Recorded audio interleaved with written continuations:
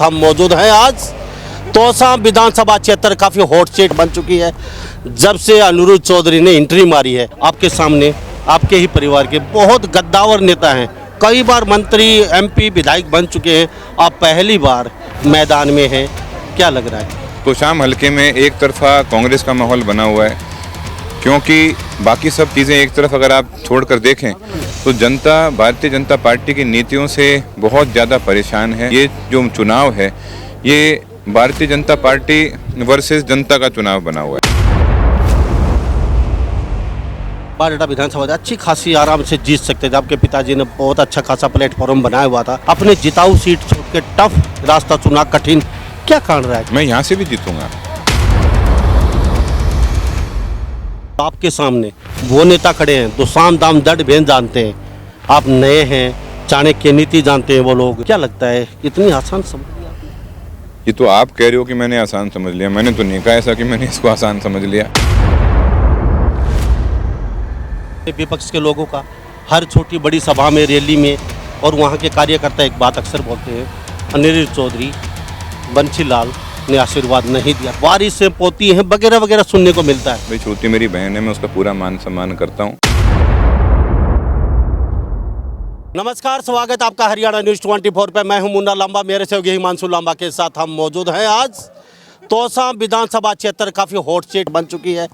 जब से अनिरुद्ध चौधरी ने एंट्री मारी है, हमारे साथ खास बातचीत में पहली बार हमारे कैमरे पे, हमारे हरियाणा न्यूज़ 24 पे खास बातचीत में जुड़ रहे हैं। अनिरुद्ध जी, आपका बहुत बहुत स्वागत है Haryana news 24। Thank you Munna, thank you. क्या लगता है, पहले माहौल जानना चाहेंगे। आपके सामने आपके ही परिवार के बहुत गद्दावर नेता हैं, कई बार मंत्री एमपी विधायक बन चुके हैं। आप पहली बार मैदान में हैं, क्या लग रहा है? सबसे पहले तो मैं ये कहना चाहूँगा कि इस समय तोशाम हलके में एक तरफा कांग्रेस का माहौल बना हुआ है, क्योंकि बाकी सब चीज़ें एक तरफ अगर आप छोड़कर देखें तो जनता भारतीय जनता पार्टी की नीतियों से बहुत ज़्यादा परेशान है। और हरियाणा में ही एक फ़ैसला कर चुकी है जनता कि कांग्रेस पार्टी को लेकर आना है, कांग्रेस पार्टी की सरकार बनानी है। पहली बात तो ये है। दूसरी चीज़ ये है कि ये जो चुनाव है ये भारतीय जनता पार्टी वर्सेस जनता का चुनाव बना हुआ है। ये चुनाव कोई बाकी किसी नज़रिए से नहीं देखा जा रहा, इसी नज़रिए से देखा जा रहा है कि कैसे भी करके भारतीय जनता पार्टी को यहाँ से विदा किया जाए। अनिरुद्ध जी, आपकी सभाओं में, हर नेता की सभा में, हरियाणा में, पूरा हरियाणा कवर कर रहे हैं, हर जगह जन सैलाब उमड़ रहा है, सभी की सभाओं में। आप में भी वही पैटर्न है। जो ये भीड़ आ रही है, ये भीड़ तंत्र बन के रहेगी या वोट बैंक में तब्दील होगी? ये वोट बैंक में तब्दील हो गया। आप भीड़, ये मैं इसको भीड़ नहीं बोलूँगा, ये परिवार है और ये परिवार जोश में भरा हुआ है। और जहाँ जोश में भरते हैं वहाँ पर वोटों में तब्दीली होती है। बारडा विधानसभा अच्छी खासी आराम से जीत सकते थे। आपके पिताजी ने बहुत अच्छा खासा प्लेटफॉर्म बनाया हुआ था और लोगों को वहाँ टीस भी थी, भाई 2-3 बार हार चुके, अब की बार जिताएंगे पक्का। अपने जिताऊ सीट छोड़ के टफ रास्ता चुना, कठिन, क्या कारण रहा है? क्यों? आराम से जीत सकते थे, वहाँ टिकट ले सकते थे जाके आप, और आपको टिकट भी मिल सकते थे। मैं यहाँ से भी जीतूंगा, पहली बात तो ये है। दूसरी वो बात, कहना ना कठिन रास्ता चुना आपने, क्यों? मैं ना कठिन आसान ये नहीं देखता, मैं वो रास्ता देखता हूँ जो इस समय तो खास तौर पे मैंने वो रास्ता देखा जो ज़रूरी है। इस समय जितने परिवार, साथी, भाई, मातृशक्ति जो हमारे परिवार के साथ जुड़े हुए थे, वो कहीं ना कहीं अपने आप को एक खोया हुआ महसूस कर रहे थे।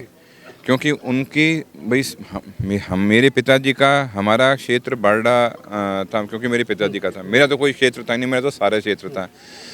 तो जब शुरुआत करनी थी तब यहाँ से कई युवा भाइयों ने एक बात बोली कि भाई हमें आप जैसा एक भाई चाहिए जो सुख दुख में हमारे साथ खड़ा हो जाए, जिसका भाई हम कुछ भी ज़रूरत पड़े तो जिसके हम सीधा संपर्क करें, सीधी बात करें, बाँह पकड़ के काम करा सकते हो। तो ये एक बहुत बड़ी बात थी, क्योंकि लोग इस चीज़ को कहीं ना कहीं, इस चीज़ की कमी उनको खल रही थी कि उनको अगर अपने खुद के परिवार के सदस्य से मिलना हो तो उनका सीधा संपर्क होना चाहिए, किसी बिचौलिए के माध्यम से नहीं जाना चाहिए। और मेरे ख्याल से पूरे भिवानी और दादरी ज़िले की राजनीति का गढ़ तोशाम हल्का रहा है। और यहाँ पे राजनीतिक रूप से मजबूती की जड़ अगर कोई हल्का रहा है, तोशाम हल्का रहा है। तो उसमें जो पुराने जितने भी हमारे साथी हैं, यहाँ के लोग हैं, यहाँ के परिवार के सदस्य हैं, उनकी मजबूती बहुत ज़रूरी थी। अनिरुद्ध जी, इतना आसान समझते हो ये रास्ता? बड़ा लंबा है, बड़ा कठिन है। इतना आसान समझते हो कि हलवे की प्लेट है, आपके सामने आ जाएगी, आप आराम से खा लेंगे। ये चुनाव है और आपके सामने वो नेता खड़े हैं, दो साम दाम दंड भेद जानते हैं। आप नए हैं, चाणक्य नीति जानते हैं वो लोग, और हर तरीके से वो मतलब साम दाम दंड भेद कुछ भी अपना सकते हैं। आप पहली बार राजनीति में आ रहे हैं, और क्या लगता है इतनी आसान समझ लिया आपने? ये तो आप कह रहे हो कि मैंने आसान समझ लिया, मैंने तो नहीं कहा ऐसा कि मैंने इसको आसान समझ लिया। ये तो आपने कहा है कि आपने इसको क्या आसान समझ लिया, मैंने तो ये बात नहीं कही। मैं तो ये जानता हूँ भाई, बाकी सब नीतियाँ जानते हैं, सारी चीज़ जानते हैं, साम दाम दंड भेद सब जानते हैं। मैं ये जानता हूँ मुझे मेरे भाइयों का प्यार और साथ मिला हुआ है। ठीक है, अनुज चौधरी जी, आप गांव-गांव में जा रहे हैं, तो सामने सब जगह गए हैं आप, क्या दुख लग रहा है लोगों को? ऐसे क्या आपने चूल्हे तक जाके देखा है? किसानों के खेतों में आ रहे हैं, अभी खेत में खड़े हैं हम किसान के, तो लोगों की आपने कुछ समस्या भी जानी होगी यहाँ इस हल्के में, क्या हम करना चाहिए और उन लोगों ने क्या नहीं किया जो कहते हैं कि जन सैलाब जन समर्थन हमारे साथ लगा हुआ है? देखो, सबसे पहली बात यह है कि यहाँ पे सबसे बड़ा अगर मुद्दा है पूरे इलाके में या हरियाणा में, वो है बेरोज़गारी का मुद्दा। अगर युवाओं के पास रोज़गार होगा तो उनकी सोच, उनकी ताकत सही दिशा में लगेगी और राष्ट्र हित में वो चीज़ रहेगी। और बेरोज़गारी कहीं ना कहीं पूरे देश के लिए बहुत खतरनाक है, और हरियाणा की बेरोज़गारी की दर इतनी ऊपर बढ़ चुकी है। आपके साथ पास क्या जादू की जप्पी आती है? आप अलादीन का चिराग है, आप बेरोजगारी खत्म कर देंगे हरियाणा की? नहीं, आपने पूछा कि मुद्दा क्या है, मैंने ये कहा कि मेरे पास अलादीन का चिराग है। बेरोजगारी पे फोकस किया तो मुद्दा ये है, तो आप कैसे खत्म कर पाएंगे? नहीं, सबसे पहले मैं आपको यही बताना चाहूँगा कि आपने मेरे से पूछा मुद्दा, तो मैं आपको बता रहा हूँ मुद्दा सबसे पहला है बेरोज़गारी, ठीक है।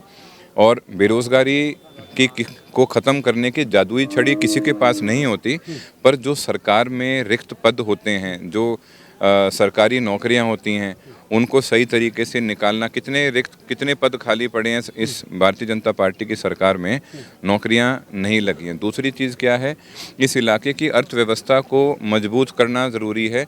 इलाके की अर्थव्यवस्था मजबूत होगी तो उस मजबूत अर्थव्यवस्था से अपने आप लोगों के लिए रोज़गार एक इकोनॉमिक्स के हिसाब से जनरेट होनी शुरू हो जाती है।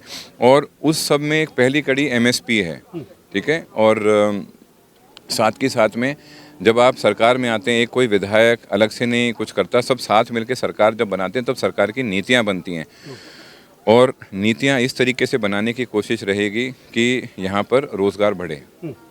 अकेले चले थे, कारवा बन गया, कैसा लग रहा है? पूरा जन समर्थन आपके पीछे, आगे पीछे चारों तरफ इतना माहौल बन रहा है। मुझे मेरे भाइयों पे, परिवारों पे, साथियों पे मुझे पूरा विश्वास था, तो मैंने कभी भी अपने आप को अकेला महसूस ही नहीं किया। मुझे पता था मेरे भाई ये मुझे बुला रहे हैं, उनके साथ है, सबका साथ समर्थन मुझे मिल रहा है, तो मुझे कभी अकेलापन तो महसूस ही नहीं हुआ। बस हाँ, इतना है कि इस समय जितना प्यार मुझे मिल रहा है, मेरी कल्पना में इतना प्यार मुझे मिलेगा मैं सोच भी नहीं सकता था, और इसके लिए मैं आपके माध्यम से सबका आभार व्यक्त करना चाहता हूँ। एक क्वेश्चन मेरा रहेगा, अच्छी लग्जरी लाइफ जी रहे हैं, अच्छी अपनी ज़िंदगी अपनी सेट है, क्या टीस लगी आपको तोसा में आके चुनाव लड़े, और यहाँ के ऐसी क्या दुख सताया आपको भाई यहाँ आना पड़ेगा? अब तो अनुज चौधरी, अब तो बात बनने वाली नहीं, तो आराम से अपनी लाइफ सेट थी, कहीं भी अच्छे खासे बड़े महानगर में रह सकते थे, अपनी लाइफ अच्छी खासी अपने बच्चों के साथ। क्या आपने पत्रकारिता क्यों करी? आप खेती भी कर सकते थे, आपने पत्रकारिता ही क्यों करी? आप पायलट भी बन सकते थे, आपने पत्रकारिता ही क्यों चुनी? आप एक अफसर भी बन सकते थे, आप एक प्रोफेसर भी बन सकते थे, आपने पत्रकारिता क्यों आप चुनी? तो बन चुके हैं ना पहले, क्रिकेट के बहुत बड़े मैं वही आपसे मैं पूछ रहा हूँ, आपने यही क्यों चुना? आपको इस चीज़ में आनंद आता है, आप ये चीज़ करना चाहते हैं, उसी तरीके से मैं भी ये करना चाहता था।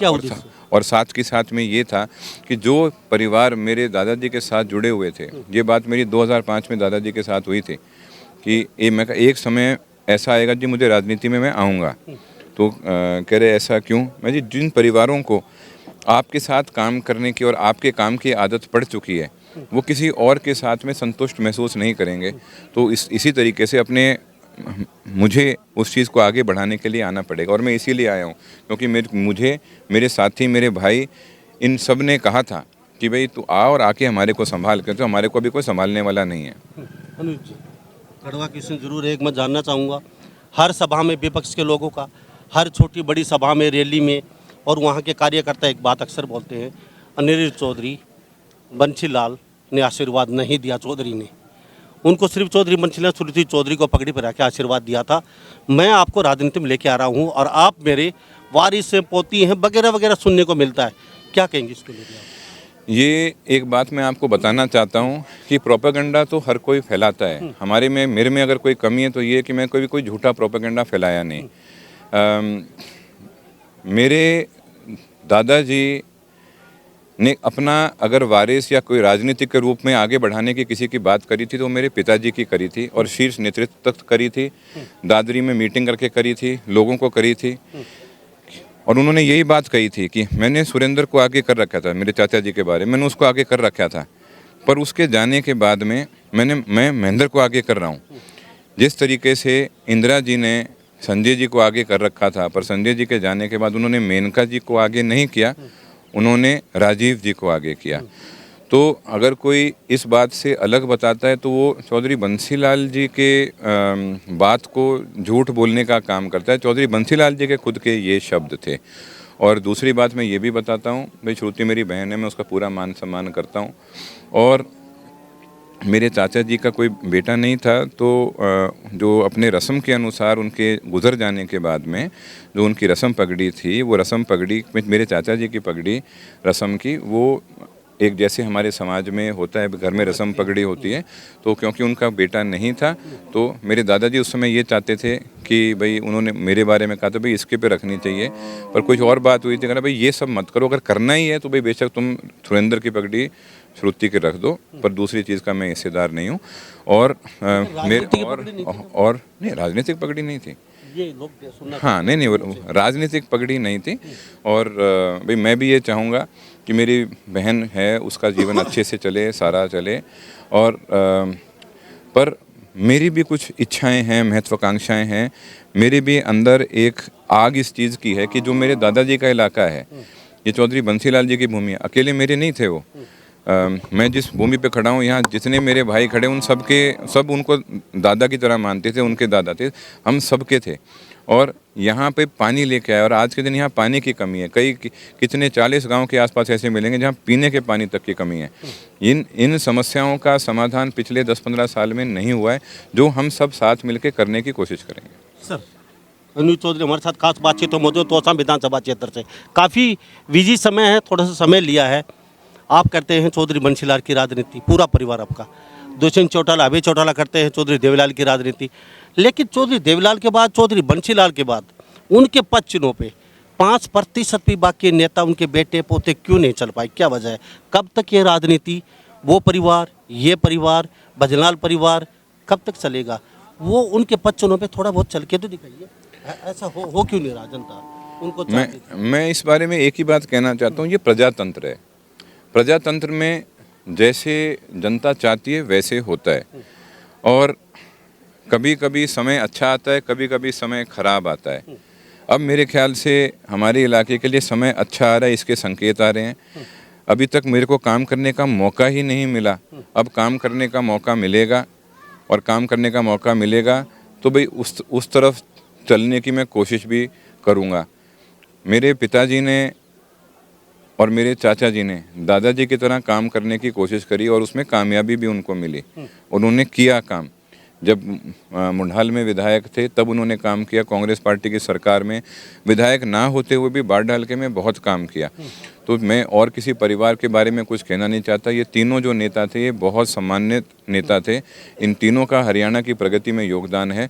पर इस बार एक ऐसी बात है, पिछली 3 योजना से चौधरी बंसीलाल जी का खुद का खून हरियाणा की विधानसभा में नहीं पहुंचा है, और ये कहीं ना कहीं हरियाणा के लिए दुर्भाग्य है कि हरियाणा के निर्माता का खुद का खून, उनकी सोच रखने वाला खून विधानसभा में नहीं पहुंचा है। और मुझे विश्वास है इस बार मेरे माध्यम से ये पूरा होगा। तोसाम के नेता सारे बाहर रहते हैं, लोग मिल नहीं पाते उनसे कभी भी। कुर्सी मिलने के बाद सर कोई दिखाई नहीं देता। आप तोसाम के लिए वादा करके जाइए जाते समय, हम यहीं रहेंगे भिवानी में, कुर्सी मिलने के बाद कोई एटीट्यूड नहीं होगा। क्यों नेताओं में कमांडो आगे पीछे, बॉडीगार्ड, सब एटीट्यूड हो जाता है क्या? मुन्ना, मैं तो पहले ये कहूँगा, जिनमें ये चीज़ हुई है आप ये सवाल उनसे कीजिए।